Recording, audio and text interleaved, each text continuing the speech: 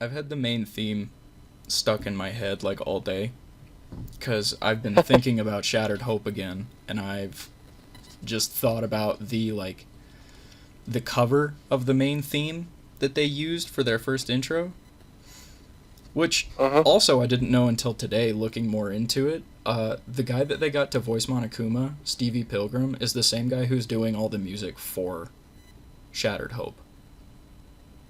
Oh, nice. Yeah, and he's been doing music for a while before this too, including the same Danganronpa main theme remix that they used, that I was just talking about. Oh yeah, right. The one you're going to use for the next season intro. No. This is the one that the Shattered Hope people used for their intro. I can link it to you after this. It's pretty good. It's kind of jazzy, but Stevie does like all the vocals for it too. So it sounds a little like, it's not bad. It's just like my first time hearing it. I remember hearing. Off. I remember hearing the Shatter Hope when I first saw like the episode 1, when they were like meeting everyone. It's just kind of a chill like dun dun dun dun dun dun dun dun dun dun dun dun dun dun. Yeah. I guess you could say it's ice cold. Fuck you. But yeah, no, I was like, dang, this is alright. This is pretty snazzy. Yeah, man. So. Yep.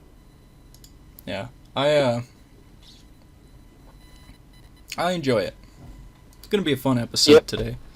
Welcome to Nonstop Debate, everybody. Today is an off topic, so we're not gonna have any ego theater today, but you know what? That's alright. Yeah, that's fine, because I am still without laptop. Yeah.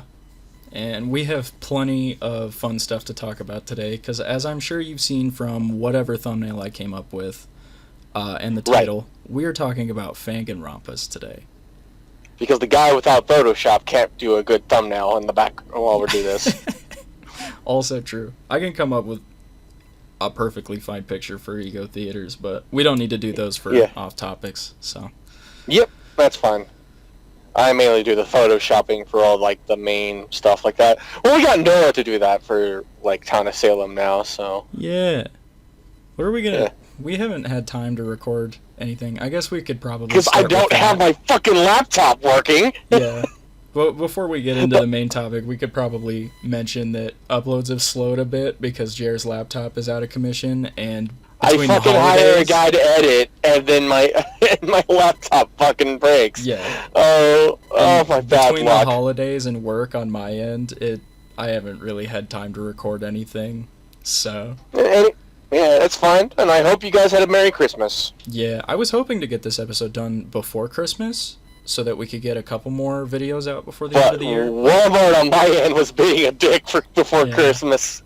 So, it looks like this is going to be our last video of 2020, and that's pretty crazy. I think... We survived 2020, holy shit. Yeah. I think, when did we start uploading? Like, June? Yeah, I think June. Yeah. I think considering all the breaks that we had to take, I think this has been a pretty good year for us so far. We pumped a lot of content out in the short time. Not to mention COVID and all the world fucking. Oh yeah, no, it wasn't June because the quarantine and shit didn't happen until like what? No, it was around June when that happened, wasn't it? 8 months ago. It's around April. Yeah. So we first videos must have been somewhere around there. I don't know. I'll have to go back and look. But, yeah. Talking about how the upload schedule for that one went, it was around the halfway point of April. Mm-hmm. Yeah, so. Well, yeah. Goodbye 2020. It's going to be a brand new year here soon, and hopefully a not fucking sucky one. Yeah. You seen the meme that just came up? Was that it's that guy who's like super happy and then he gets super sad in the next panel? I think so.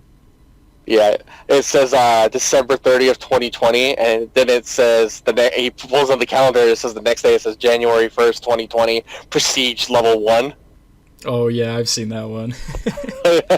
I found a pretty good one that says 10 years from now you'll put on a jacket and find a mask in the pocket.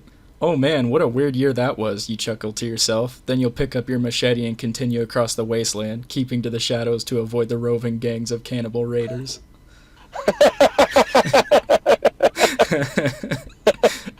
I was like, dang, that's a good one. When does the purge start? In the next couple years, probably.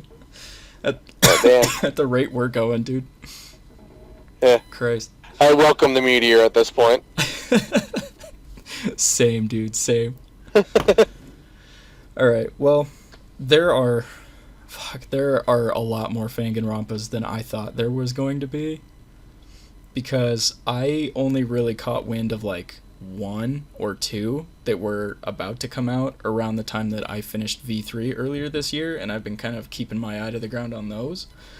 But the day that we're recording this, I went to go find some sprites for some of the characters that we're going to be talking about later. And I went to the Fanganronpa wiki, and there were links to all the Fanganronpas besides the two that I was looking for.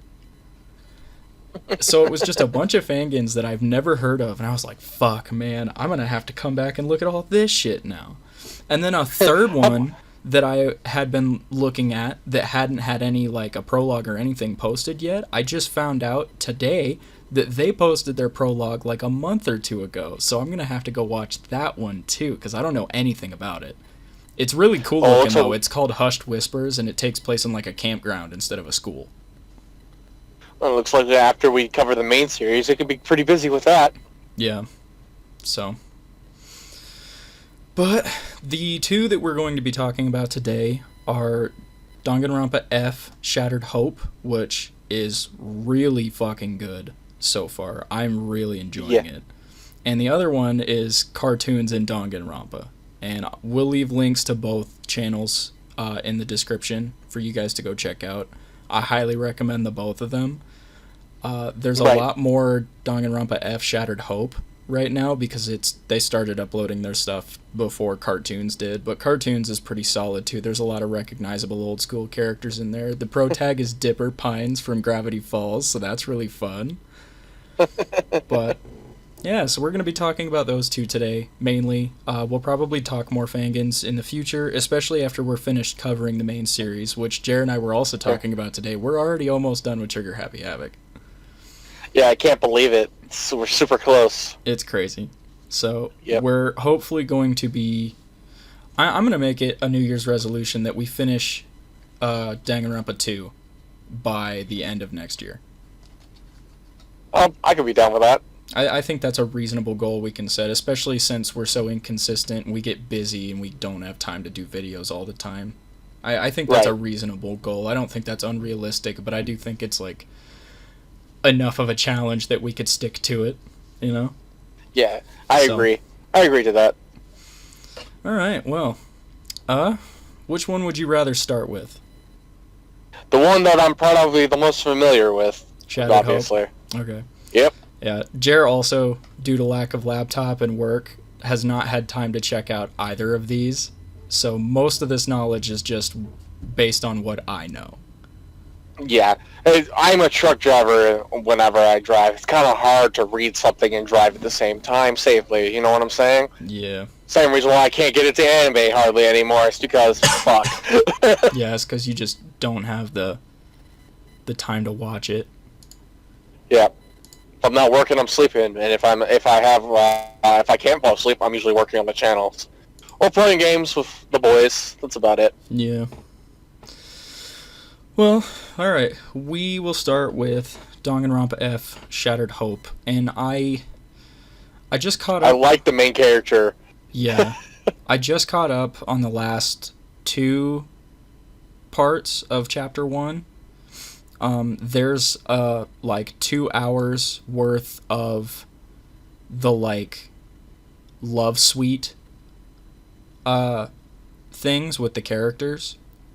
But I'm not going to worry about watching those right now just because that's like post-game type stuff that they're adding right now. But there is also a couple videos of Social Butterfly, which is... It's like outside of the pro tag's perspective. It's just the castmates interacting. and it says in the description that it's all canon. So I'm going to have to watch that, whether I want to or not. So, but those aren't too terribly long. That's just a bunch of stuff to help you figure the characters out a little better. So, I think this is like the first Danganronpa that I've seen. Not even, well, technically in the first game. The first game, they're technically young adults, but they don't know that. mm-hmm. But this is like the first time they're like actually tackling young adults in a scenario instead of like teenagers and high schoolers. Yeah, it's cool though, and not all of them are teenagers either, because some of them I've noticed with the notebooks are like 22. One of them I know off the top of my head is 22 because we didn't actually meet him until one of the videos that I watched today. Right. So I know that he is 22. And the rest of them I can't really remember. It wouldn't take long to go find out or just rewatch or just go look up their handbook images, because those are all over the place too. But Shattered Hope. For being a fan game, they actually have some pretty good art design. Like there's some standout characters. They don't follow the trope of having a big guy though. They have someone who's a big guy, but they don't have that. Yeah, they have a big guy. He's actually one of my favorites in this cast. I won't lie. I like him a lot. The art, I do want to touch on the art real quick though too, because I don't think any of the art in Shattered Hope is bad, but it is a little inconsistent because they have many artists doing things. So if you look at like all the character art, like the portraits is what I'm talking about. If you look at all the character portraits, some of them are like very polished. Like I can think of one in particular that looks like it's straight out of a legitimate, like, official Danganronpa game. And then there's some that look like fan art, and it's not a bad thing. Like, I don't want to... I'm not bashing, you know. Obviously, it's 10 times better than anything I could draw, because I'm not an artist, you know. Yeah. It's just... It's a little off-putting when you see it next to the various other portraits that are much more, like, detailed, I guess, is what I'm trying to say. That's fair. Like I said, we're not artists, but it doesn't mean that we can't put our 2 cents in when we look at the artwork. For me, I noticed some like animation errors when they start doing like the opening and stuff like that. Mm-hmm. But I'm not expecting near god tier level. We're not expecting perfection. Obviously, it's a Fanganronpa. This is a huge project with a lot of people involved, and it is phenomenal for what it is. I think the only animation developed by a bunch of people online that really knocked my socks off, and I can only say was done really well, has been Hotel, but that's about it. And even Has Been Hotel's got a few imperfections here and there. Yeah. So you can tell when there are animators, and you can tell which scenes Vizzy Pop herself animated. Spoiler alert: it's the musical scenes, and the rest she like pawned it on everyone else. Yeah. But, yeah, that's just... I don't think any of the art is bad. It's just a little inconsistent. Mainly with the portraits. Like I said, if you take some of the portraits and put them side by side, it's a little jarring how different some of them are. Yeah, that's fair. That's about all I really have to say. I don't think it's bad, because I understand why it's like that. It's not really something that I'm too worried about. It's just like something that you notice immediately. The quality of writing is also pretty good for a couple of amateurs, with a little bit of mistakes here and there. A little bit of grammatical mistakes I've noticed. I don't even know if it's amateurs, honestly. I don't know anything about the artists. I haven't looked into like the actual crew I'm talking about writing very much. I'm talking about the writing writing. now. Gotcha. Yeah. For what little I've seen of it, it's actually pretty good. There's a little mistakes here and there, but nothing someone with like an editing skill can actually come up and touch up. One of the videos that I watched today from the first chapter had a typo in the speech box for one of the characters, and it threw me off for a second because I thought I was reading it wrong, but then I was like, oh no, that's just a typo. Okay, that's fine. Right. But yeah, it's just little things, and for how big it is, I don't even know how far ahead they are in terms of like having the actual story written. It sounds like they're writing it as they're making it. So they could be like, they're pumping out like production on chapter 1 right now, but they could be like, I don't know, in the middle of writing chapter 3's final bit or something, you know. I honestly don't know. I haven't looked into the crew behind it too much. The only reason I know Stevie is so involved is because they have the names of all the voice actors, and they have Stevie listed as Monokuma's voice actor, but they also have him credited as the one making all the music. So like the whole game has its own unique soundtrack, and it's really jazzy and different, but it still sounds like Danganronpa, and I love it. The music is so great. I scrolled through a bit of Stevie's channel. I actually subbed to him too. He's really cool, dude. His music is fucking awesome. I do want to key in that the premise they have for setting up this killing game is actually relatively intriguing, so to say. Mm-hmm. It's a lot smaller cast than your normal Danganronpa experience, but they also have a different like setup. They're trapped in the middle of an iceberg, basically, like a military. It's an prison. academy just out in the middle of the fucking Arctic, in the middle of nowhere. Right. And also, they don't remember their names either. That's another fun thing I like about Shattered Hope is that the characters, there's still the running trend of they don't remember, but it's like the only thing that they forgot in this instance is how they got there and their names. They don't remember their names, but they were all given code names by the mastermind. And their names, in one way or another, just kind of relate to their talent or their personality. So, who's that guy who speaks in the third person, who is like the ultimate radio star or whatever he is? Twin. He's the ultimate voice actor. Ultimate voice actor. Yeah. He speaks totally normal. Unless he is referring to himself, he does not say the word I. He never says, I am hungry. He says me. Me is hungry. Me get very angry when me is hungry. He's a Cheem's linguist, though. It's weird. I know he's going to be your favorite character because he's by far the quirkiest one there.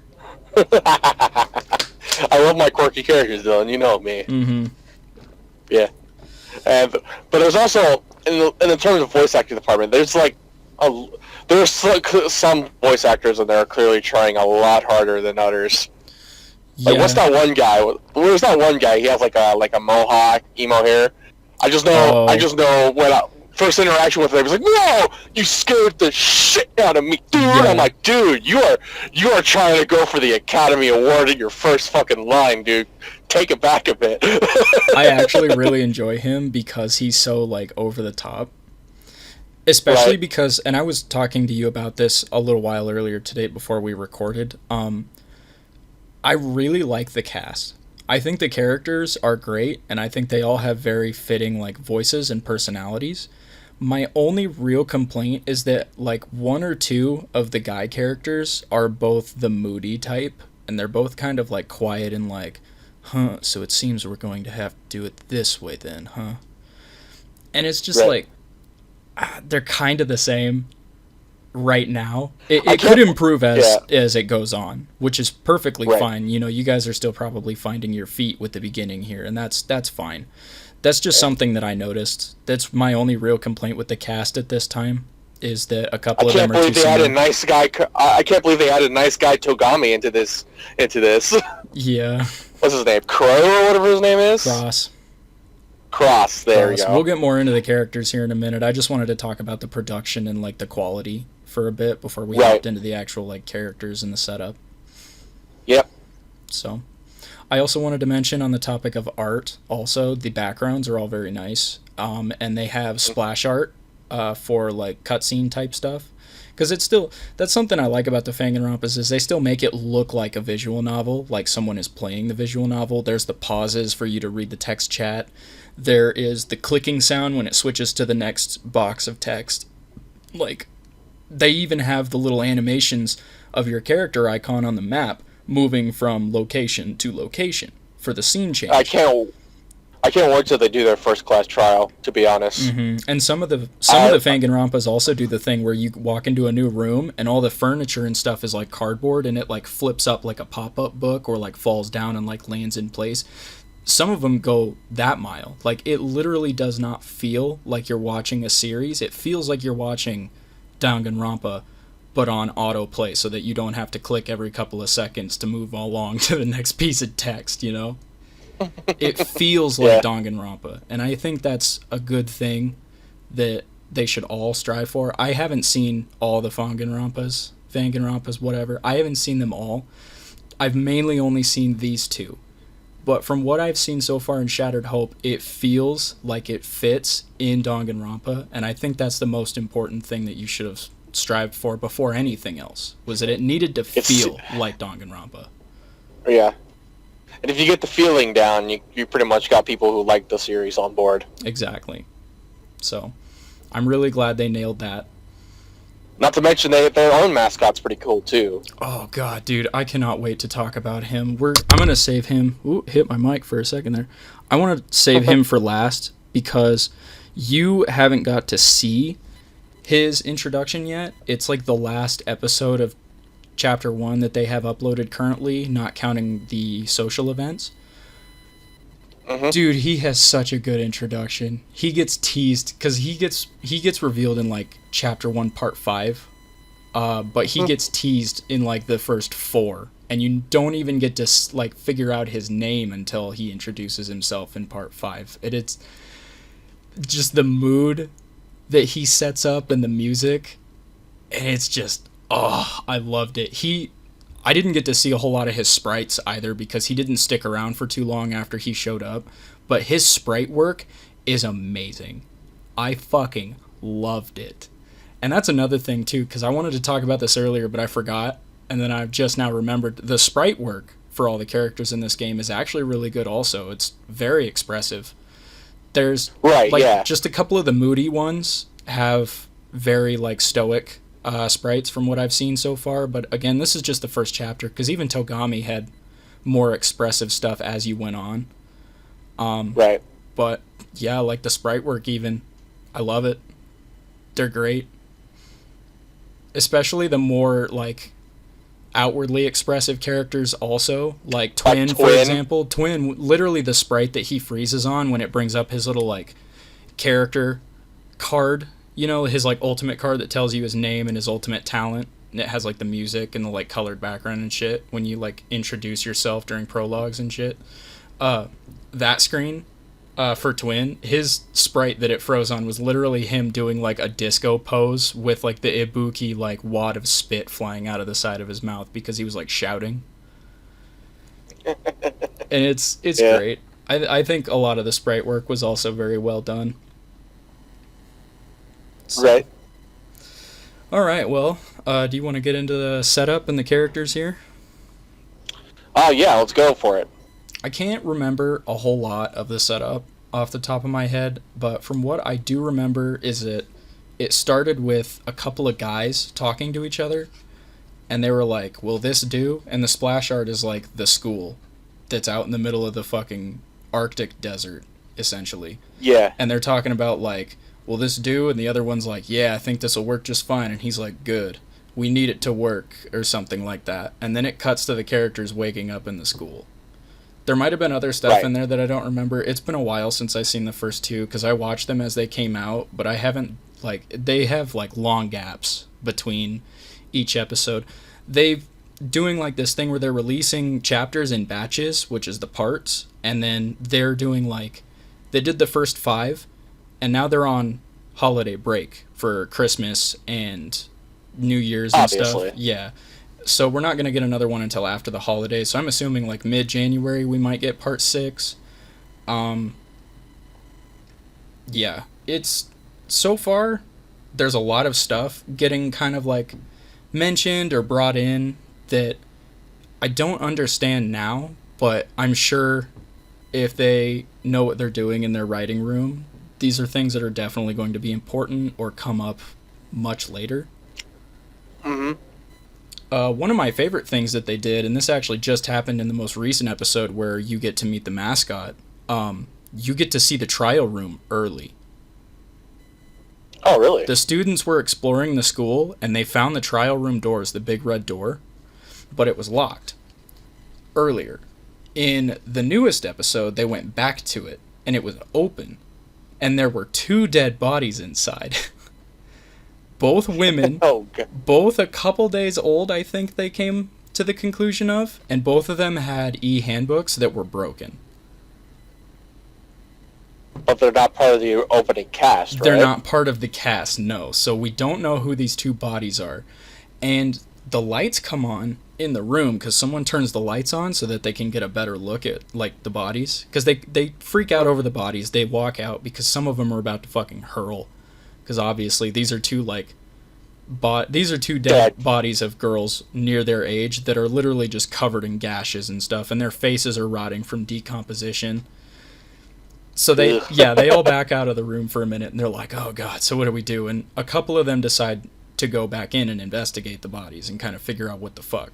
So you go in and turn the lights on, and they see the elevator shaft. So they go into the elevator, a couple stay behind, you go down, and you find the trial room. And you get to check out the trial room early, and then that's when the mascot comes in and introduces himself.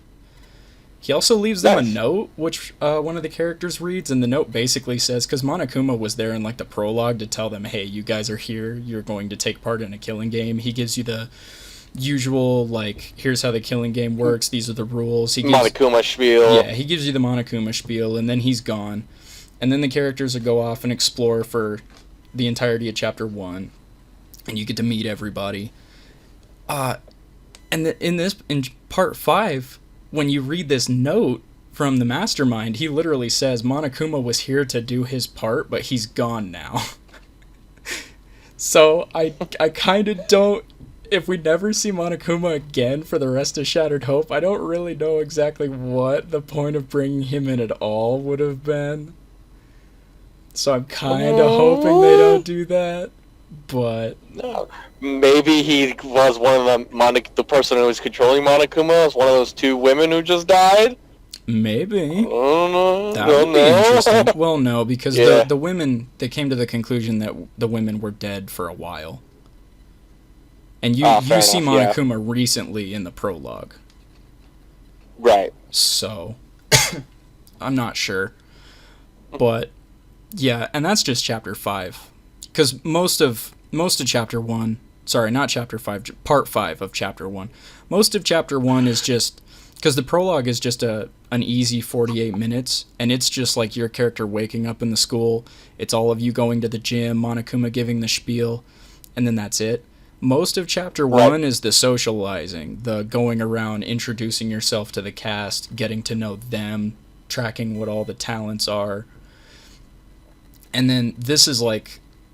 this is like after all that, essentially, because there hasn't been a whole lot of drama up until this point. Now all of a sudden Part 5 there's two dead bodies and you're in the trial grounds before there's even been like a murder. And when the besides mascot that twins fake out death, and when the mascot comes out, he tells you, he's like, yeah, I fucking wanted you guys to see the trial room early so that you understand what is going on. And so that you can, like, make your peace before you possibly fucking die. And then he pieces out. And he says, fuck y'all, I'm going back to my room later. And he just kind of leaves all of them to, like, talk it over. You go back into the elevator, you go back up to the top. And then everything just kind of, like, the levity of the situation from, like, the comedic characters, like Twin, kind of gets eased. It's a bit concerning because one of the characters that you left up there, she has not been seen yet. So I don't know what happened to her. So was it the reporter chick? Yeah. She stayed up to investigate the bodies while you guys went down in the elevator, and when you get back the bodies are gone because the room's been cleaned, but she also has not been seen since. Because the bodies got cleaned. She really had a big red flag. Yeah. She had a big death flag looming over her. She's either going to be slated to die first, or she's going to be an ally character. Like, I could see her being like a Kyoko, you know? Yeah.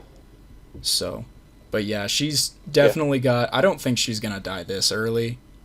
She might be like a Chapter 2 or 3 death.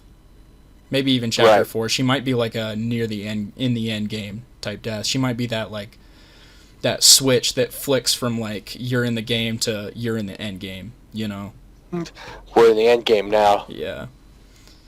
But, yeah, that's just all there is so far. like I said, most of chapter 1 is just the socializing, the interacting, getting to know the characters, getting to know the school. The school is very cool too. I can't remember exactly Who's what the main guy? academy is Who's called, the protag's name? his name is Enigma. As in, like, a mystery. I thought so. Yeah, that's what I thought so. I actually like him because he's actually pretty devious compared to, like, the, OG 3. Yeah. The OG protags are just way too nice, or they're too meek. Enigma is just, like, straight up. If someone freaks him out, he has plenty of, like, inner dialogue where he's just like, man, this guy's fucking weird. Didn't he, like, trick Rock, whatever his name, to get away? Yeah, he tricked one of the characters into, like, leaving him alone so that he could get away. I'm really enjoying Enigma so far. And the voice acting, did we touch on the voice acting? We did, a little bit. Yeah, we did. We mainly talked about, like, Pocket and the two guys that are both really moody. But, yeah, like, the voice acting is really good, too. I really enjoy Enigma. I think he's going to be a great protag. I get a bad feeling that one girl, like the one like sassy girl, what's her name? Like the ultimate fortune teller or whatever her spiel is. Cancel. Yeah, Cancel. Mm-hmm. Forgive me, I am very bad at names, guys. So it's gonna take. I pretty much forgotten everyone's name. It's gonna take him a minute, but we're gonna cover them. Yeah. I'm being real vague with the names because we're gonna cover them in depth here in a minute. Yeah. Yeah, I got a feeling that she's gonna, and I don't know why. I just got a feeling. Yeah, it's I think right now at this point, not counting all the social stuff, including the stuff that's canon because I haven't seen that yet, but just the base prologue and chapter 1 stuff that we have seen so far, I think it's got a really strong start, and I'm expecting very big things from this. Right. It's very good so far. I've really enjoyed it. So I'm really hoping that there's not a whole lot of missteps. I mean, again, I'm not expecting it to be absolutely perfect. Can't wait to hear Enigma say, no, that's wrong. Oh, God, dude, I didn't even think about that. Yeah. Yeah, I'm really excited for the first trial, not only so that I can follow along as a viewer and try and figure out who the mastermind, or not the mastermind, just the Blackened. I want to know who the Blackens are. I want to know who dies. Like, I'm just so enamored with these characters and the amount of effort that's going into this. It's great. And it's not like, because, with the games, if you want to know who the killer is, it's not a wait until next week type scenario like it was on old school television. It was, I'm just going to sit down and I'm just going to play another, just one more chapter. Just one more chapter. I gotta know. Give me another chapter. I gotta know. It's not like that. Because you get a new part. Who killed Captain Alex? You get a new part of Danganronpa Shattered Hope, like, every, like, month and a half. So it's like I just know they're gonna cliffhanger us on you walking in and seeing the first body and getting the body discovery announcement, and then it's just gonna cut the episode, and I'm gonna be like, no, and I'm gonna have to tune in next time on Dragon Balls. Yeah, I'm gonna get hit with the see you next time or the to be continued, and I'm gonna have to wait. I do know that they mentioned in their production plan that they're gonna release the chapters in bits, like the 30-minute videos, basically, which all include, like, the intro and outro, which are also fucking phenomenal. I don't think we've talked about those really at all. Right. But they're going to release the chapters in, like, 30-minute, 40-minute bits, depending on how long it takes for the animation and the interactions and stuff. But the trials they're going to do in, like, hour-long special segments as, like, kind of a season finale. So, like, each chapter is going to be, like, a season, essentially, where we're going to get, like, the smaller episodes, and then the trial is going to be, like, the season finale, swish swish, where we're going to get a longer episode for, like, the most, if not the entirety of the trial. I could be wrong, but I'm pretty sure I remember them having that listed somewhere in one of the descriptions, that's how they were going to do things. Plans could have changed also. Right. I could be remembering right, and that's just not the way that they're able to do it.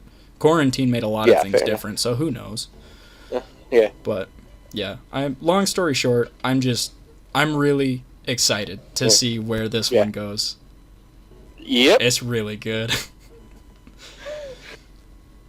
Gets copyright struck by Spike Chunsoft. Now we know it's canon. Yeah. Spike Chunsoft looks at Shattered Hope and they're like, fuck, these characters are great. Fuck. You know what? Fuck these guys. Yeah, DMCA these guys. How dare they make something better than us? No, I secretly hire the entire team to make it an actual game. No, I doubt that'll happen. Especially because the Shattered Hope team, they have it listed all over. It's completely non-profit. In all the videos, they have links to the actual series, the actual game series on Steam.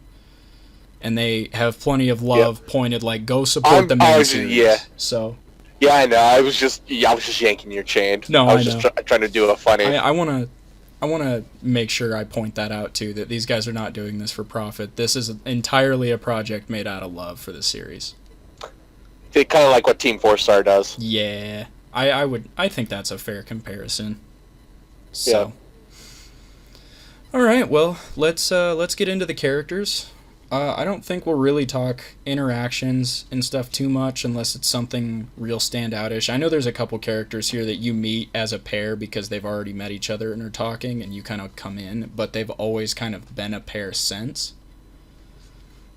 So we'll kind of talk that when we get to those people, but for the most part, I think we'll just run down the characters and give quick thoughts on their designs and their talents and things like that. So, we'll start with our boy Enigma, who at this point in time of this recording, does not know his ultimate talent.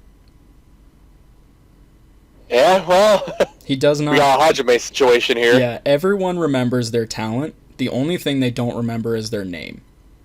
None of them remember their name or how they got to the school. That's it. Right. They remember everything else. Enigma, ultimate smartass. Here's... I wouldn't be surprised. Here's the fun detail, though, that I want to point out, okay? When Enigma looks at his student handbook, it has, like, all the information. It has, like, blood type and weight and height and junk like that, right? When you look at Enigma's handbook, under ultimate talent, it just has 3 question marks. Okay? Right. Now remember that. Because that'll come back up here in a little bit. I wrote the characters down in the order that you meet them. Because I wrote them down as I watched the prologue and the first few chapter episodes all that time ago. So this is the order that you meet people in. And I have their talents wrote down as well. The first person that Enigma meets is Cancel. This is the first person that you get to introduce yourself to anyway. I love Cancel. I love her. She is a mean girl, but she's a fun mean girl because she is a fucking, like, relatable mood type mean girl. She's not like Hiyoko in Danganronpa 2, where she's just mean for no reason. Like I said, bitch. Yeah, she's a bitch. She's not, like, a raging bitch. She's just a mean girl. Like... one of the other characters, Rock, one of Rock's quirks that I really fucking enjoy but hate at the same time is he likes puns. So he's telling everyone puns. And in one of the chapters I watched today, Cancel had absolutely zero problem with Rock. She had zero problem with most of these people because she doesn't fucking know them. But the second Rock started telling her puns, she was like, "Get the fuck away from me, you stupid little shit." And I was just like, relatable. That is such a fucking mood. I just want to fan out for a minute. I love Cancel. She's one of my favorites out of this cast. I love her to death, and I hope she lives. I'm not gonna put all my hope in that because this is Danganronpa and you never know. But I mean, fucking love Cancel, dude. I mean, you put all your eggs in a basket on Sonya in the second game, and it turns out you were right. Hey, that's true, yeah. So, Cancel is the ultimate diviner, which basically means she's like a fortune teller. She's into the spiritualistic type stuff. She's got a really cool... she's the person who sold Hero his crystal ball? Dude, I would laugh so hard if she's the person who sold him like a $400 hunk of glass. I would lose my shit. She looks like the type. Honestly, it sounds like something she might do. Based on like how much I know about her, I'm like, yeah, I could see that happening. I could see her walking away counting 400 in like dollar bills and just being like, what a fucking dipshit. I'm gonna go buy myself a nice necklace. I like her design a lot. It's very, like, I want to say it's like gothy, but it's more of like an elegant gothy. It's not like a punk goth with like chains and like those high-heeled boots and like leather jackets and piercings. It's more so just like a dreamcatcher necklace. Yeah, it's like a Victorian goth. She still has like the boots that go all the way up to like just under her knees, but she's got this like half-skirted dark purple dress that shows off a bit of her chest, and she's got like the gloves that go all the way up to like just under her elbows type stuff, you know. It's very like elegant, and I like it a lot. Right. I think it's very standoutish. She's got some good expressive sprites too as well. She's got a couple that I really like. She has a sprite that I saw in the last part, in part 5. She has a sprite that I saw today in part 5 where she is like smiling and blushing, and I was like, oh, it made my heart melt a little bit. I was like, oh, she's adorable. But dead first person die. God, dude, I'd be so sad. Throw my hands to the sky. Why? This always happens. I have a question for God. Why? God. I'm gonna have to turn that down. Or bass boost it for the shit post, either or. The next person that you meet, I actually like this girl. I don't want to say as much as cancel, but I enjoy that she's unique in the sense that she's not like another copy-paste girl in Danganronpa. Yaxi. She is the ultimate boxer. Just say, it's like, wasn't she like one of the fighters? I was like, yeah. She has a cape, which is supposed to be like a boxer's coat. You know, like when boxers come out and they're like wearing like the sweater with the hoodie or whatever, and they like rip that off and they're just like shirtless with the boxing gloves. She like wears that around like a cape, and she's got like wrappings on her hands. She's got an eye patch, and she's essentially in like gym clothes. Right. And she's like, so far she's like super nice, but the few times that people have gotten like puffed chest with her trying to like being standoffish, she does not back down. I will knock you the fuck up. I will knock you the fuck out. Dude, it's not even that. It's the more like less threatening, like if they start getting standoffish, she just kind of like steps up and she's like, you don't want to do this. It's great. You ever seen Rocky? No. It's the big Russian guy. I forgot his name, but he's like, but I must break you. Oh, I must break you. I didn't know that was from Rocky. I've heard that before. Yeah. Yeah, I enjoy Yaxi also. She hasn't had any, like, standout moments, and I can't really remember your introduction conversation with her back in the first couple parts of Chapter 1, but I remember liking the conversation, whatever it was. I was like, oh, okay, this girl's cool. Because, like, even in the main series, Danganronpa, there's at least usually one character, if not two, that you have a terrible first impression with. You meet them and you're like, wow, you suck. Yeah. Like, first one, Hifume. Second game, Hiyoko. Hifumi's is funny. Third game. Hifumi's is funny because everything he says is just cringy. But, like, Toko. I think Toko's a perfect example because you talk to her and everything's normal for a whole 5 seconds, and then she's like, oh, what, you undressing me with your eyes? You dirty fucking pig? You nasty pervert? You just fucking stupid and ugly. And you're like, I literally didn't even say anything. And, like, at that point, you're like, I don't think I want to talk to you anymore.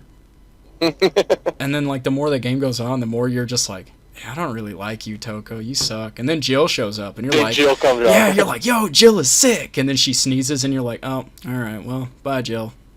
Toko's back. Yay. Hiyoko into I definitely had a bad first impression of Hiyoko, and it never once improved. I still want to choke slam Hiyoko. Yeah, onto the fucking I don't pavement. think anyone enjoyed Hiyoko. I would do a Mortal Kombat fatality on Hiyoko and not have a fucking problem with it. I think I made this joke before about Leon, but that was a joke. This is a legitimate question.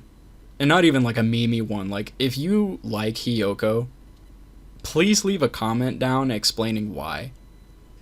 Because yes, we are curious. We are curious. We recently joined a Discord of a friend's because he's playing through Danganronpa, and we like watching people who are virgins to the series go through the heartbreak and the severe dick kicking that we went through because we're monsters. But he's got friends in there who have opinions much different than ours, and I actually enjoy the conversation of people who don't look at characters and the games the same way that I do. I like the conversation. So if you know, I hated Hiyoko. I still hate Hiyoko. But if you like Hiyoko, I want to know why. I want to know what you see that's redeeming in her, because I like the conversation. Right. I'm not gonna shit on you, I promise. I will. If you just say I like Hiyoko because she dunks on Mikon, I will fucking have a problem with I don't you think with that's a that good one. I don't think that's a good reason to enjoy her, even if you don't like Mikon, because that's just she's just being a shitty person for no reason. Yeah. Like I mean I can tolerate Mew. Doesn't mean like I love Kokichi not for the fact that he dunks on Mew all the time. I like Kokichi for different reasons. Yeah, and then V3. I definitely had a bad first impression with Tenko. Like, straight up. But she gets better. She literally has the exact same introduction conversation. Her conversation in V3 literally goes the exact same way as Toko's back in Trigger Happy Havoc. It starts off normal for 5 whole seconds, and then she starts throwing around Sprite. And then she starts throwing around the phrase degenerate male like every 3 words, and her Sprite goes into that weird, ugly one that I hate. And I was just like, wow, I'm never speaking to you again. And then she has a character arc, and you're like, she has a really good arc, and she redeemed herself like hardcore, and I was like, wow. And then Seesaw Man. Yeah, I was like, is there no bad characters in this game? And then like right after she died, Kyo was a thing, and I was like, oh no, there it is. There's the shitty character. It's funny because I didn't really have an opinion on Kyo before. I was like, he's fine. I don't really like him, though. Yeah. He's not the character that I'm playing this game to continue seeing. He's creepy, but I get it why he's creepy. Yeah, he's got this whole creepy style to him, and that's fine, but it's not what I'm here for. And then the whole, like, nasty, dumb, weird shit came out in Chapter 3, and I was like, okay. And I moved him down from, like, whatever tier he was in to just the very bottom of my character sheet. I was like, yeah, you're gonna go down here. And that's subjectively and objectively because, oh my god, Kyo does some fucking dumb shit. Alright, well, let's get back on to Shattered Hope so we can move on. We're already at we're already at a fair amount in. This might be a little longer than normal episode, but we're talking about 2 Fanganronpas here, so. Yeah. I didn't want to cover just one, because I don't want people to think that I don't care about the other ones. I really want to get into all the Fangans to relive the magic that is Danganronpa, since I can't ever have that from the main series again. Yeah. So I don't want people to think that I'm just a slut for Shattered Hope and nothing else, because this is just the one that I've seen the most of. I didn't know there were so many other ones out there already. Why do you think I was so excited to watch you play through the entire trilogy, Dylan? Yeah, I know. Because I'm not going to have a first impression, but I can watch your first impression. Yeah, you get to feed off of my misery. Yeah. But that dry spell for the month after Kaede died was kind of a downer. And now we're doing the same thing to poor Joey, so. Oh well. Well, alright, yeah, we were just talking about Yaxi. Yep. Yeah, I think my whole point that I was going on was that there were no characters that I met in this game, in Shattered Hope, that I had a bad first impression with, like Tenko and Toko. It also helps they have a smaller cast, so they have less error of having a 1, 2, really 3, bad... 4, 5, 6, 7, 8, 9, 10, 11, 12, 13, 14. There were 13 of you, with a 14th that you never met, who just kind of randomly popped in at the end of Part 5 and was like, oh yeah, I've been here the whole time. And everyone was like, I don't know. Isn't it that, like, super pale... Wasn't it that, like, super pale white kid that kept showing up? Yeah, he's in all the intros and stuff, but, like, you don't meet him during the introduction part of Chapter 1, and then in, like, the end of Part 4 of Chapter 1, he just kind of pops up in the room with you, and he's just like, he's just like, oh, I'll do that for you. And everyone is just like, where the fuck did you come from? And he's like, oh, I've been here the whole time. And you and everyone else are like, I don't know if that's true, though. I don't think I've seen you until now. That seems pretty sus to me. Yeah. He's cool, though. I really like him. Someone doing the AFK strat in Among Us. Yeah. So, yeah, that's Yaxie. To rewind a bit, the Ultimate Boxer. I think she's got a pretty solid standout-y design. Right. Like I said, I don't remember my initial conversation with her, but I really enjoyed her. I think she's pretty great. Mm-hmm. I'm really looking forward to seeing what she does. This next guy is one of my other absolute favorites in this cast. He makes me fucking laugh. He's funny. Grisp. Grisp. Yeah. Grisp. Isn't that Tarzan looking motherfucker? This is the Tarzan looking dude. He is the ultimate survivalist, and he is one with nature. And Jared, you're really gonna get a kick out of this. He had a fucking reference to not Dragon Ball Z, but OG Dragon Ball in Chapter 1, Part 4 or 5. Was it like the milk thing? No. Like we're delivering milk? No, when you guys get in the elevator, he's talking shit about the elevator being like mediocre means of transportation, and everyone is like, well, how the fuck do you get around? And he's like, simple. He's like, I blast trees out of the ground with my key, and I jump onto them and ride them to my next location. And I was just like, okay, dude. Okay. Is this Hero's brother? Is this your boy? I was like, dude, maybe this is Gota's brother. I don't know, but I love him. He says funny shit, and one of my favorite things about him is that he does not call anyone by their code name. He calls them by fruit. So, like, when referring to Enigma, because Enigma's main, like, core color of his design is blue, he calls Enigma Blueberry. One of the other characters that's one of the moody ones I was talking about earlier, Korza. Korza has blonde hair, and his main, like, his core, like, outfit design is brown. And Grisp calls him Lemon.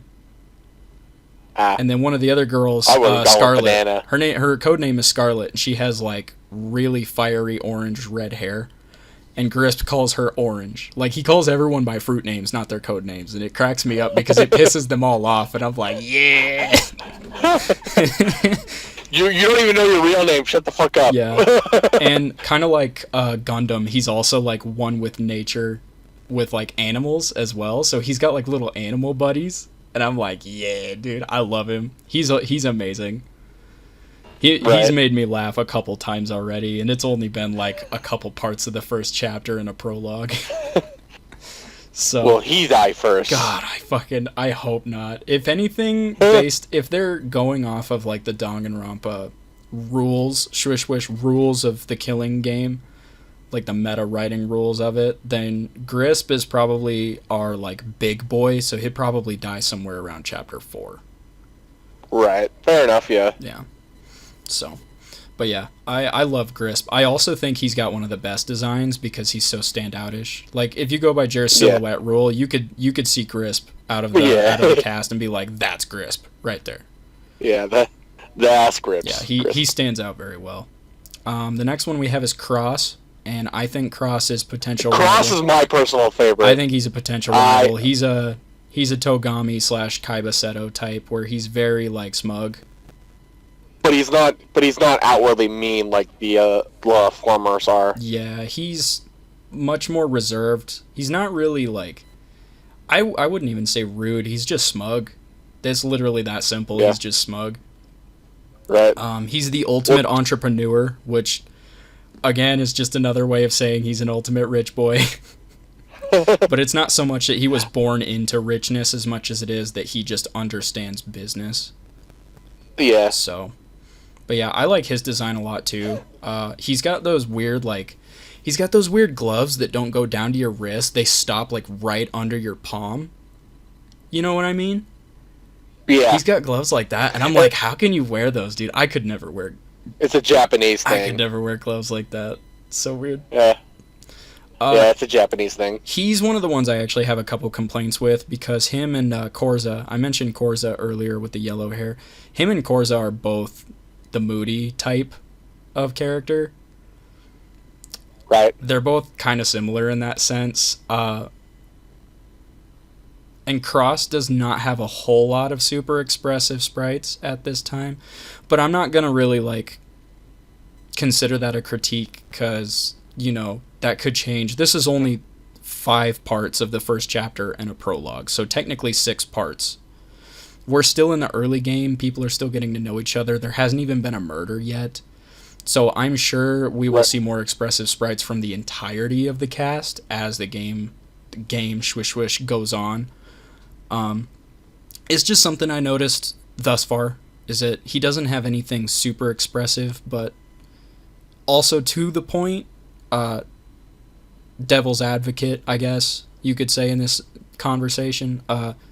Togami was very similar in Trigger Happy Havoc. Yeah. He does not have a ton of expressive sprites I mean, until for later fuck's sake, on in the game. Makoto only has. For fuck's sake, Makoto in the first game only has 7 sprites. That's also because you didn't see him that much either, though. You only really saw his sprites during the trials. That's true. Yeah, so Yeah, that's fair. That's fair. But Togami wasn't very expressive either. He always was more like arms crossed, looking They cycle away, through sort the of same thing. like 8 sprites, I think, until you get to like chapter 3, and that's when he starts being more expressive. So, if that's how Cross is, I'm not too worried about it. It's just it's something I noticed. I mean, something they did worth the same thing mentioning, with Komida too. Mm-hmm. So before he went fucking batshit crazy. Yeah, but he also goes batshit pretty early in the game, so you get to see his expressiveness most of the game. Right. Yeah. Fair enough. But yeah, Cross is very cool. I like his design. Oh yeah, I totally dig his design. I like his lime green hair matched with his like red cloak and dark secondary clothing colors. I think he's got a very pleasing color scheme. It's not even like a bright red; it's like a maroon, like a royal. He looks like one of those fantasy bankers. You know what I'm talking about? Yeah. He would look like he would be like one of the bad guys on like a Final Fantasy RPG, where he'd be like, "I control this town, I control the money, I control this city," Yeah, sort of thing. Yeah, I think it's pretty solid though. I'm not as invested in him, but another part of that is just because he hasn't been around as much. Like, you talk to him when you meet him at the beginning of chapter 1.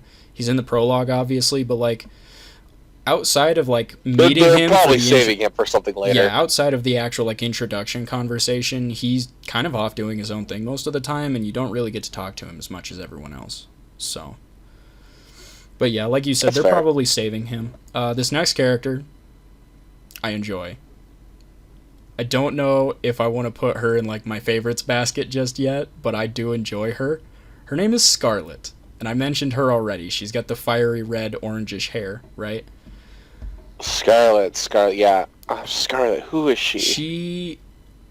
She's really the only one in the cast who has this color of hair. It's really long. The only other redhead has short hair. Right. Scarlet is very flirtatious. The ultimate. Her. Yeah, I remember her now. Fuck. This is weird of me to say, because, this is still pretty early. We don't know who the rival is in this yet. I think it's between Cross, Anon, who is the pale kid that we mentioned earlier that just kind of showed up at the end and was like, yeah, I've been here the whole time. I think those two could be the rival. I also think Scarlet has rival potential. Right. Because she's very... I was like, yo, Scarlet's so fucking totally the rival, dude. At the end of chapter 1, I think part 2, when you're doing the like free time events, she's like one of the first... She's like one of the last characters, I think, that you go and talk to. Or she's in the middle. I honestly don't remember. Oh no, because I wrote the names down in order and we're going in order. So you meet her. So this is probably at the end of chapter 1, part 1. You go and talk to Scarlet, and you're in her room. She pulls Enigma into her room and throws him onto the bed, and she starts like crawling on top of him and getting all like whispery and seductive, and she's talking about these things that she knows about Enigma. Bad touch. Yeah, she starts talking about these things that she knows about Enigma, and he's like, how do you know that? And she gets in like real close and whispers, because I'm the mastermind. And that's where they ended that video, and I was like, what? And then part 2, don't cock tease. Yeah, and then part 2, you get into like back into the video, and it picks up immediately where it left off, and she just like jumps up off of Enigma, and she's like, "Just kidding. I saw your handbook," and you're like, "Oh." But she does shit like that continuously, and it's in this really like seductive tone. So I love that she's like, she's just got this like sense we never had like an actual seducer in Danganronpa. Yeah, I think that's partly why she's so like, she's like, when you mention alluring. Yeah, when you mention Shattered Hope, she's one of the first characters who comes to mind, I think, for me, just because she's so like different than anything else we've seen before. Right. Not to mention her ultimate talent. Isn't she like the toxicologist or whatever? She's an ultimate toxicologist, yeah. Yeah. So yeah, guess when someone's gonna get poisoned in this fucking trial. Someone's getting poisoned. I swear to God. I fucking hate it when poison gets involved, because it's just a pain to figure out how they died and shit. But it's either red herring, suicide, or Nagito's fucking bullshit. Yeah. But yeah, I really like Scarlet. I like Scarlet a lot. I'm really interested to see how the game progresses. I don't know why on the paper I wrote a bunch of question marks and exclamation points after her ultimate talent.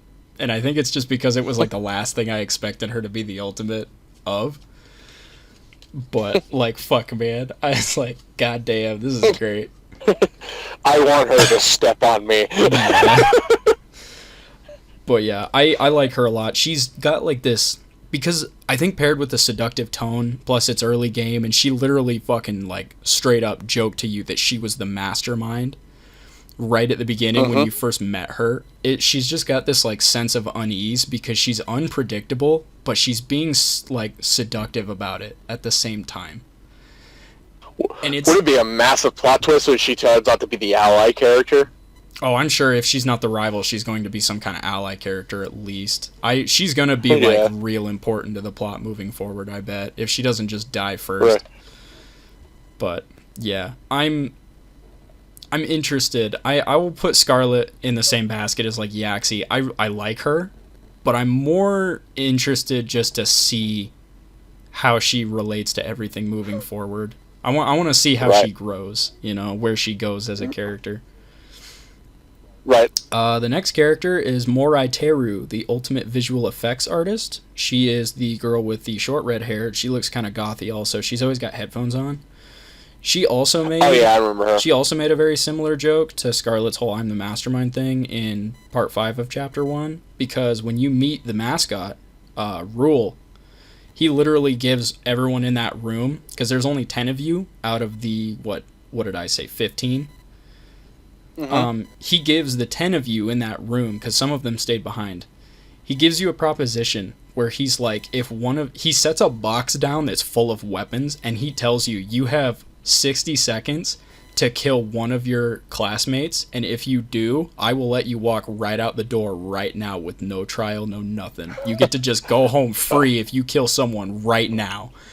And then he leaves, and everyone's just kind of like, And Morai Teru goes over to the box, and she makes everyone nervous because she pulls a knife out of it. And she's like, wow, there's some cool shit in here, man. Awesome. This thing. She pulls a knife out. She's like, wow, the blade is so sharp. And then Yaxie, the boxer, she starts getting on her case like, you know, I hate it when girls act tough. And she walks over, and like everyone is like getting ready to like fight, basically. And she points the knife right at Yaxie's chest. And right when everyone thinks that she's about to like fucking stab a bitch, she just drops a knife on the floor. She was like, I'm just kidding. You guys need to learn how to take a joke, I guess.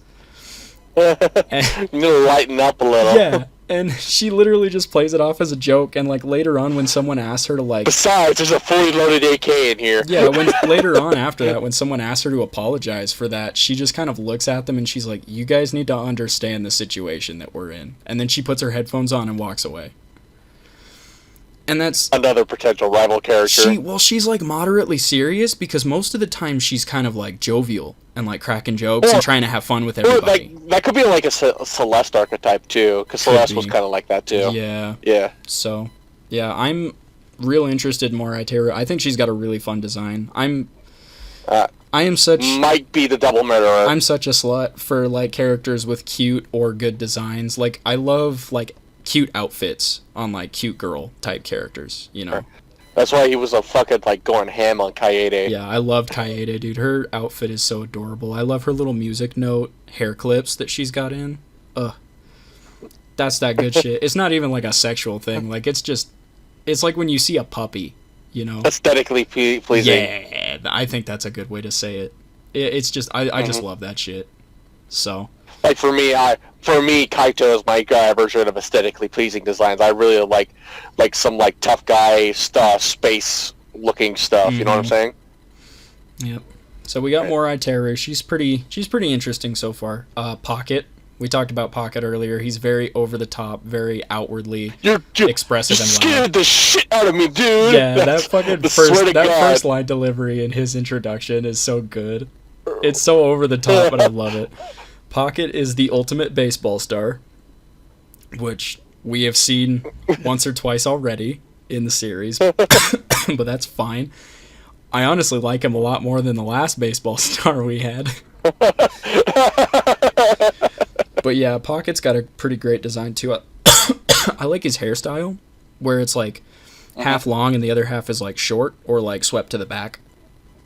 Yeah, the half shaved look. Yeah. Some people can pull it off. And yeah, he's got like dark circles under his eyes, but it kind of works. Man needs some sleep. Yeah, he's pretty great. He's got this thing going on that just started with Cancel in the last part of chapter 1, where she started calling him pet, and he's responding to it, and it makes her laugh, but he's getting mad that he's responding to it and that she's not giving him more respect.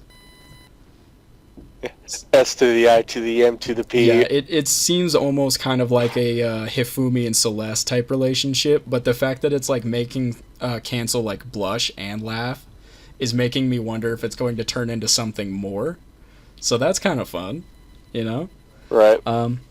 Yeah, Pocket he's pretty funny so far. I don't recall us talking to him a whole lot, but the conversations that we've had have been pretty funny. So yeah. Next up we got Korza, the ultimate. I do not think Pocket's gonna make it to the end. Oh yeah, I'm pretty sure Pocket's gonna die at some point. So one of those characters like, and you're not gonna live. Hopefully he doesn't get caught out as easily as fucking Leon does, getting his fucking name wrote on the wall. Dude, instead of Linton Lower, he blow torches the entire room. It'd be more effective. So, next up we got Korza, and we mentioned him already, the ultimate game designer. He's the other moody one, but... Oh, yeah, this guy, I'm like... The thing I like about Korza, though, is that Korza's trying to, like, become the leader. He's trying to, like, take charge and keep everyone, like, together. This is the guy I was either going to say he's either going to be the black or the first one dead. Yeah. Because I don't see him lasting that long at all. Here's an interesting tidbit of information that might lend some credence to that. When Rule, the mascot, the little fox dude, when he introduced himself and showed up at the end of part 4 and the beginning of part 5, Korza seems to know who he is, because Korza got really shaken up and had a very disturbed sprite, and he kept saying, "What are you doing here?"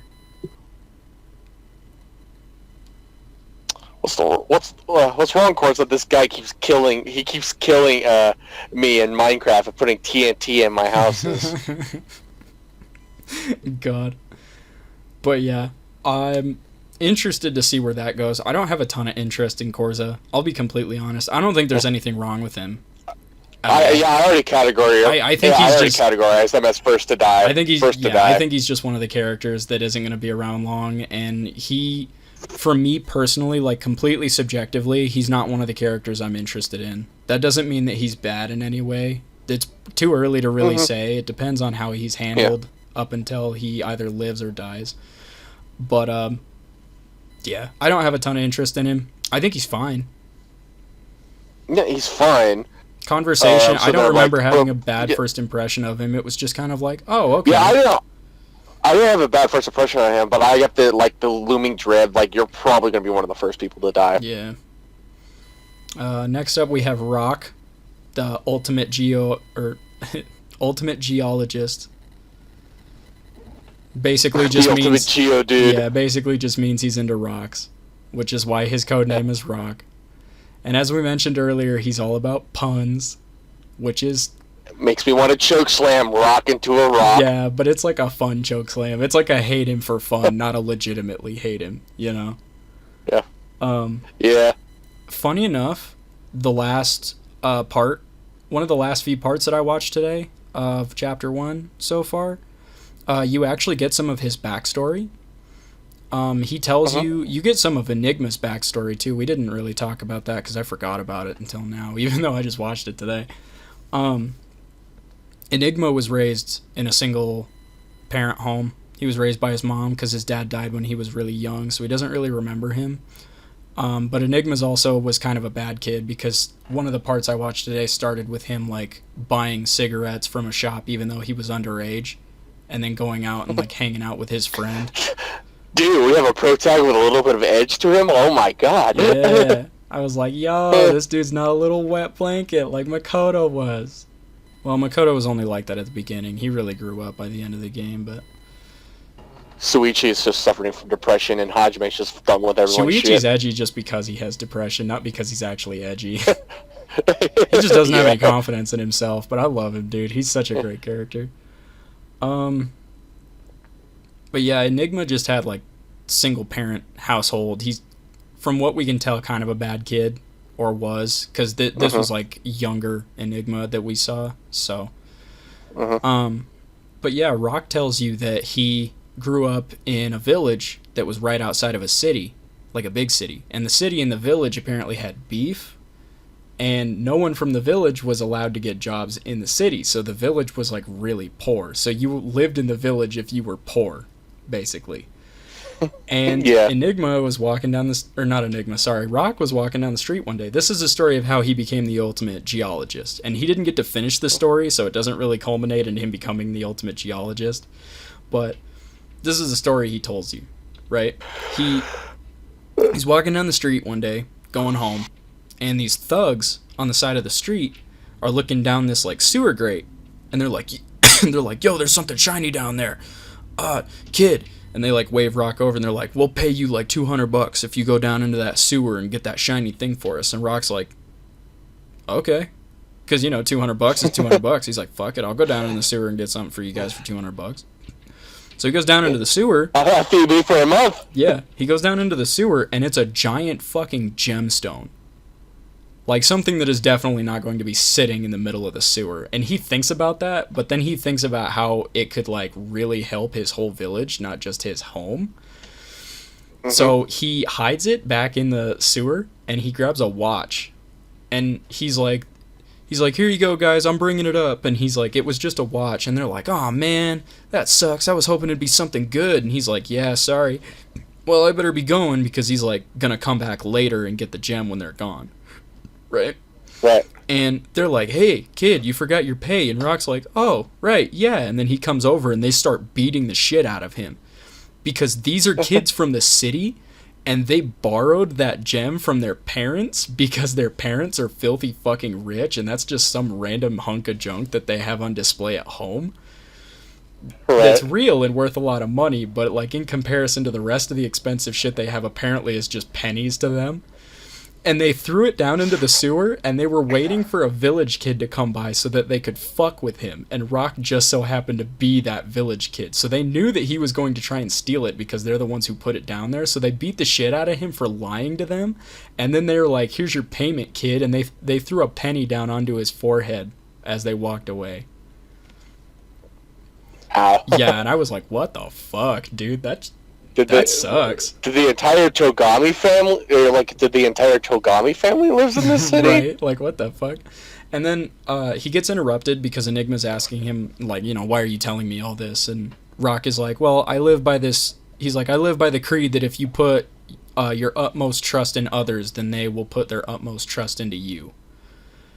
And I was like, that's not a great philosophy. And even Enigma's like, I don't think that's a great idea. And Rock is like, well, maybe not, but It's what I believe. And you meet a lot of great friends that way. And I was like, aw, alright. That's fair. Alright. Yeah. Gonna die. And then he's going to die.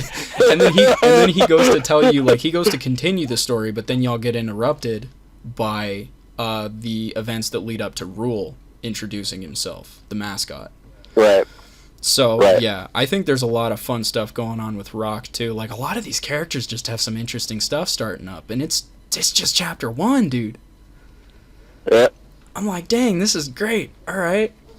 And then after Rock, you meet Twin. And we talked about Twin already also. He's the weird, quirky character of the cast. He's the ultimate voice actor, and goddamn, he is... I wasn't super fond of him. He's a treat.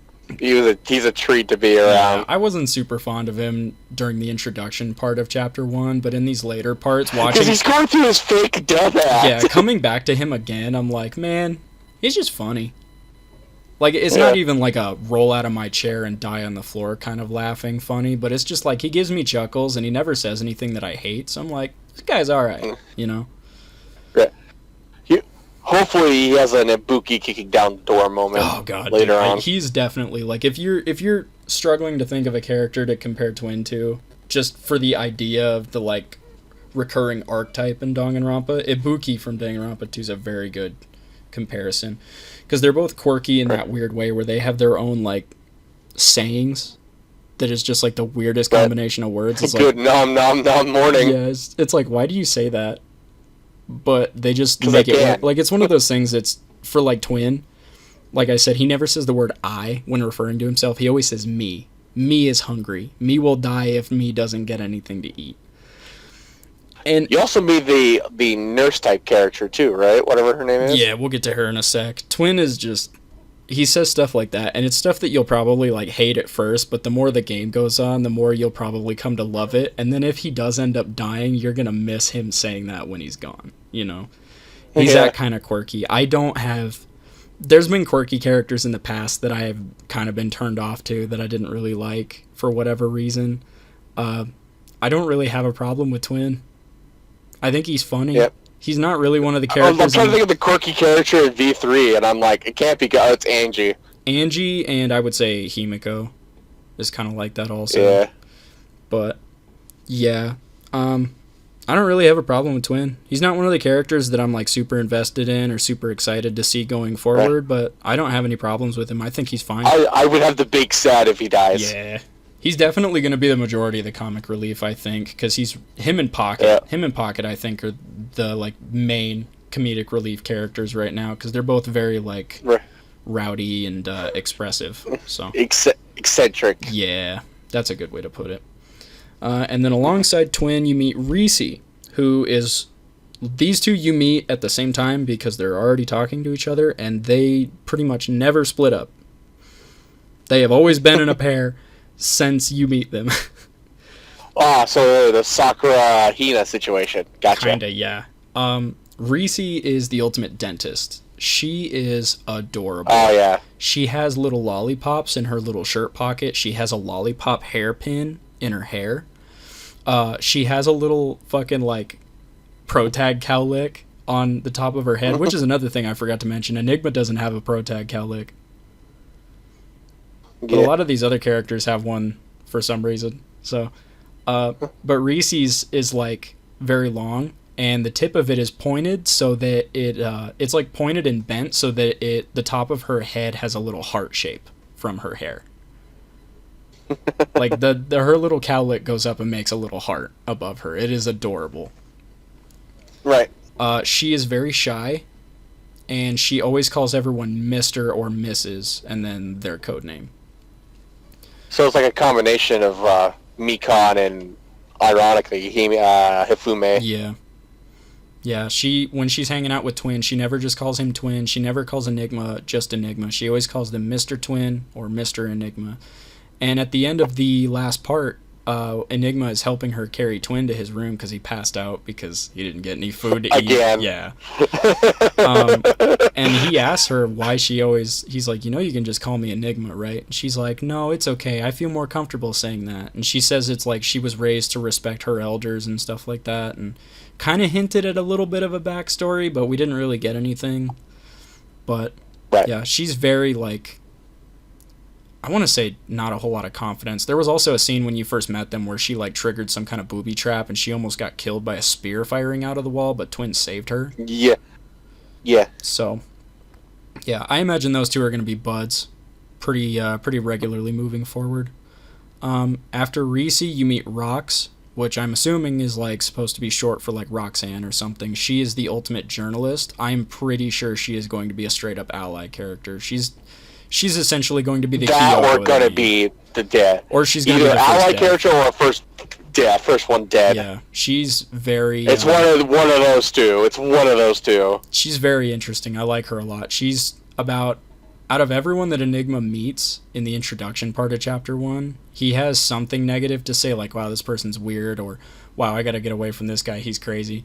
He has something like that with everyone. Rox is the only person he talks to that he's like, wow, this person's actually kind of normal. And they have like a legitimate conversation. They could even be love interests if the writers go that way. They've got some chemistry there. She's really cool. I like her design too. She's got like shoulder length hair, but she's got a little hat on, and she's always got a little pen and pad with her, and she seems kind of like the detective-y type of journalist, so, I like her. I like her a lot. Yep. I don't remember a whole lot of the like great conversation. She's the one who stayed behind to continue inspecting the bodies while you went down to the trial room, and when you came back and the bodies are gone, she has not been seen since, so I have no idea what the fuck happened to her. Yeah. Probably dead. Yeah. And then after Rox, you meet Anon, which I mentioned already is the pale kid. I fucking love this guy. I will show you, Jer, I will show you his character portrait if you don't want to go look it up yourself. It has got some major... I don't know who did Anon's character portrait, but I think it is the best one out of all of them. Right. Just because... Not because the other ones are bad or anything, just because the quality of Anon's portrait, it straight up looks like it was done by one of the art members of the like official Danganronpa team. It looks legitimate, and it's got like some heavy Nagito energy to it with like kind of the way he's posed. Watch him be the mastermind. He's got like ravens around him. He has what's it called? Like heterochromia, where your eyes are two different colors. Yeah. He's got that. Heterochromic. Yeah. Heterochromic. He's very pale. His jacket and shirt have stitches all over them. He has a phenomenal design. I think he's the coolest looking character in the whole game. He's either going to be the mastermind or he's going to do something big in Chapter 5. Out of Cross and Scarlet, I think Anon has the biggest rival energy out of the three that I think could be potential rivals. I think he's got the most potential to be the rival because you don't know anything about him at all. And here's the fun part about Anon, right? You know how I said he just kind of pops up at the end and says he's been there the whole time, but you never like fucking spoke to him? Right. He does not know what his ultimate talent is either. But here's the interesting part. Remember how I said Enigma? It would make sense. Remember how I said... It would make sense. Go ahead. It would make sense that the two synonymous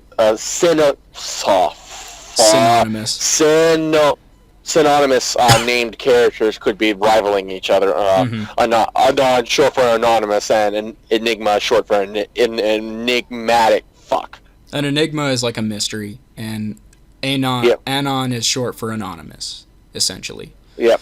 But here's the fun little tidbit, the little detail. Remember I told you at the beginning when we started the characters, right? Enigma's got, if you look at his handbook, it says ult and then 3 question marks, right? Right. Anon shows you his handbook. It doesn't say anything. No question marks, no nothing. His ultimate box on his character, on his report card, is just entirely blank. Yeah. So I don't know what's up with that. His character portrait, he's got a bunch of like ravens around him. And based on his design, he's got to have some really cool fucking talent, dude. I cannot wait to find out more about him. He is the character I am the most interested in right now. Ultimate poet. Dude, maybe. That sounds like something that could fit, honestly. Yeah. He's because if it's like ravens, because the first thing that came to my mind was Edgar Allan Poe. Edgar Allan Poe, yeah. But yeah, I'm really excited to see where this cast goes. And then we'll wrap up Shattered Hope talking about the mascot, Rule. Rule? Oh, God, dude. Okay, so let's just start with a comparison to Monokuma, right? You're playing Trigger Happy Havoc. You get the static on the TV with the silhouette of Monokuma, and you get to hear his voice for the first time. And he says, can everyone hear me? Okay, cool, great. Everyone meet in the gym. And then you go to the gym, and it has that great build-up of you all getting there and, like, what's going on. And then you get the cool cutscene of it, the camera sweeping through the crowd, Monokuma just boing, right onto the desk or the podium or whatever, you know, and that's your initial introduction to Monokuma, right? It's great. It's nothing crazy, but it's a good build-up, and it's a good just, boom, there he is, Monokuma. And you're like, oh, shit. And then you get all the usual dialogue where it's like, yo, is that a teddy bear? And he talks? That's cool. And Monokuma gets all mad. He's like, I'm not a teddy bear. Shut the fuck up. But, so this is how Rule got introduced, right? You go down into the trial room. Before you, you know how I said that you go back to the red door later and it's unlocked and then you find the bodies? Yeah. Right before you find the door unlocked, Rule comes up over the school system, over the TVs, and he's sitting in his chair with a glass of wine, and he's like, it's about time we got things started. And then you hear someone scream down the hall, and you go down, and that's when you find the bodies in the trial, in the elevator room, right? Right. You fuck about with the shit with the bodies for a little bit, and then you go down into the trial room. And you have the conversation with Rock about his past, and then Morai Teru finds a letter, and she gives it to you guys, and Scarlet takes it and reads it out loud for everyone, and it is a letter from the mastermind, directly. And it's basically saying, like, I wanted to welcome you all personally from, like, not from behind the mask, blah, blah, blah, Monokuma will not be here any longer, he served his purpose and now he's gone, you're going to be dealing with me, become accustomed to being here and make decisions that you're happy with, because that seems to be the whole theme that they're going for Shattered Hope, is decisions. Right. So it's like that letter, and then at the end the letter ends with the words like without further ado or something like that, and then the lights go down, like they like slowly dim out, right? A spotlight comes up on Rule sitting at a fucking Grandmaster piano, and he just starts playing this casual little melody, and he starts telling you this story about a mother leaving her child alone at the park. Like, she goes to the bathroom or something, her child's at the park, she's basically, child's out of her sight like 5 whole minutes, if even that. And so we have a suave mastermind. The child gets approached by a stranger who grabs the child's arm, and the child screams, and the mother comes over, and the child is thinking about how it's going to die right then and there. Or no, the mother's thinking about how her child is going to die right then and there, but instead of dying right then and there, the killer, the stranger, gives her a decision to make. He says, I can either kill your child right now, or I can kill you and the child goes free. It's up to you. And he basically, like, he doesn't tell you in the story what her decision was, but he essentially does by alluding to the fact that the mother chose to have him kill her so her child could go on. And he makes this whole point, like, he basically, like, cherry on tops this story in this introduction by telling you that your decisions matter and that they are important and that you have to live with them. Right. Like, you make your own decisions and you have to live with the consequences of those decisions no matter what they may be, is basically what he says. And then he fucking pops up on his chair in the trial room outside of the podiums, and you get to see his actual sprites for a little bit, and he just kind of like talks to everyone and taunts them a little bit, and then he hits them with the whole, if one of you murders a classmate right here, right now, you get to go home and leave scot-free, no trial, no nothing. And then he pieces out and you never see him again. And I was just like, dude, this is amazing. He is so finally cool. a serious villain. Holy shit. He's a little purple fox with a little collar of like lighter colored fur. He is like a dark purple with a light purple secondary color. He has the Monokuma like red eye, only it's like a deep purple to match with his color scheme. That looks good, but instead of like his other eye being like a regular like fox eye or whatever, it's like a stitch. It's like a cross stitch of like two threads making an X. And he also has similar stitches going down his belly. And he has like on his right side, which would be Monokuma's white half, he has like an actual like paw with little claws. But on his left half, which is his dark half with the eye, he has like a little monster, like a little gremlin hand almost, and he's got a big poofy fox tail. He looks great. His design is amazing. I fucking love him. He has a great voice actor that is like very deep and suave, and it's really cool. I am in love. When you say that, the first thing, when you say deep and suave, the first thing I think of is Team 4 Star's Maxon's voice actor. Yeah, maybe it's this. Maybe it's the same. Who knows? They have all the voice actors. I have to listen for myself. Yeah, they have all the voice actors listed. It's in the intro too. If you go watch the intro, when they bring Rule up on the screen after Monokuma, they have the voice actor listed. I can't remember off the top of my head. Whoever you are, dude, you're doing a bang up fucking job. Okay.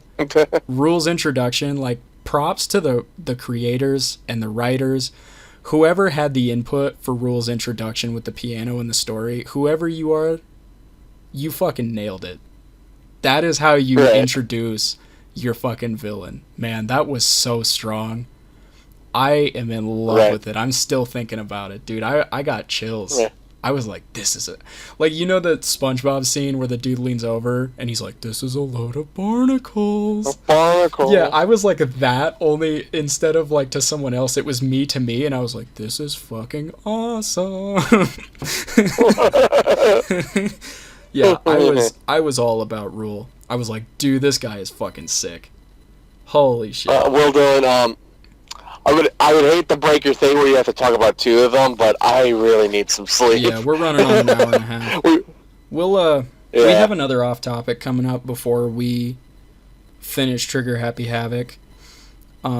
So we'll cover cartoons in Danganronpa, and maybe by that time I'll have a few more. If we get through cartoons quick enough, then we can talk about some more. But yeah, I love Shattered Hope so far. It is going real great. I love all the characters. I don't have a whole lot of complaints. There's a lot of good story stuff getting set up, and the voice acting is top notch. So I agree. I agree with the voice acting. Some are trying, like I said, some are trying more than the others. I like character designs and stuff like that. And the writing seems to be going in a direction that seems to be rather well. I need some sleep. Fuck. All right. I overestimated how awake I was going to be for this. Fuck me. Well, we spent a lot of time covering just generally the things in Shattered Hope. I didn't think we were going to go this long either. So yeah. I don't have any ideas for the next off topic anyway, so we'll probably talk about more Fanganronpas in the next one. But yeah. Unless I find some stupid bullshit to talk about. Yeah. Play some dumb game or something. I highly doubt that. But yeah. Have Dylan play through Limbo of the Lost, watch him suffer. Yeah. Well, it's been a good year for the channel. I think we're not rocking a lot of subscribers, but I mean, fuck it, man. We're doing this for fun anyway, and there's people out there who enjoy the content, and that's all that matters to me. So. Yeah, same here. Hopefully we get something something Noah can do. That way he can express more of his artistic talents. Yeah, we're going to try and get back into the swing of things soon. Whenever Jared gets a new laptop, we're going to try and hammer out more Town of Salem. We're going to definitely try and get some Among Us going with the rest of the boys that are in the servers. I'm getting a professional artist to do the banner rework for us. Oh yeah, that'll be nice. We're going to get that. Yeah. I'm going to do hopefully more DMC maybe with my wonderful wife. Jared and I are going to do a Devil May Cry 5 playthrough of me playing as Virgil, because I've never played as Virgil before. Until recently, I'm going through with him right now to kind of get the basics, and he's a lot of fun so far. We'll probably have some games where I'm playing with the boys, with like Noah, Dustin, and all of them. Playing Dota 2, probably just upload the matches there just for some shits and giggles fun. Yeah, and we're definitely also going to be doing more nonstop debate. I think we've also got some ideas for some like long breaktowny type videos on like particular subject matter. Like Jared's got one on Code Geass's movie. I wanted to do something like that, breaking down the final season of Supernatural, because I love the show, but that final season was a bit of a mess from a writing standpoint, and I just kind of want to talk about what was good and bad about it. So, right, yeah, we've got a lot. And I want to break down the entire. Yeah, we have a lot of grand ambitions. Hopefully, we can get through them all. We got a lot of ideas in the pipe that we want to try and work through. So we're hopefully going to be able to get a lot of that done in this next coming year. But that's next year, which is in less than a week. A couple days. So hopefully the calendar changes to 2021. I don't want to go through another 2020. Right. So until next year, nudge nudge. This is nudge, the D-DAWG. Shut the fuck up. I'm going to bed. Goodbye, everybody.